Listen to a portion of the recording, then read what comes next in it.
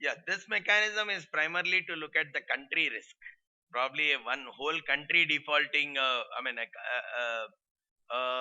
company in a country defaulting on its loan payments because of the scenarios that are driving in the country. Probably the political situation in the country is bad, the economic situation in the country is bad. Probably if I'm investing my money in Pakistan, there may be a good chance that probably the borrower in Pakistan may default on the payment because of the economic scenario in Pakistan, or probably because of the political scenario there. Because of whatever reason, the party in that country defaulting on the payment is what we are associating to country risk. And in this country risk, we are actually classifying it into three parts. One is purely the sovereign risk, which is at the government bonds level itself. The government bonds level itself, there is a kind of a default that is occurring.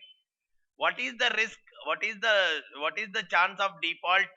Purely because of the political factors there, purely because of the economic factors there, and purely because of the borrower there.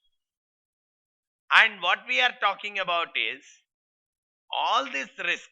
The transfer risk is primarily the combination of economic and financial risk factors of the country, which is separated from that of the borrower. So, which means country as a whole.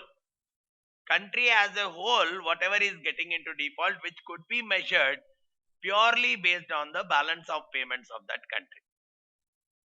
Which again, the foreign exchange fluctuations contributing to your exports minus imports, that would decide the rupee worsening versus strengthening. That will typically define what is the scope of default that can come up. Also decided with how much is being traded in goods, again exports and imports, adding up to your current account deficit or surplus, which is again leading to what is the scope of default that can come out. Let's say there is a huge deficit in the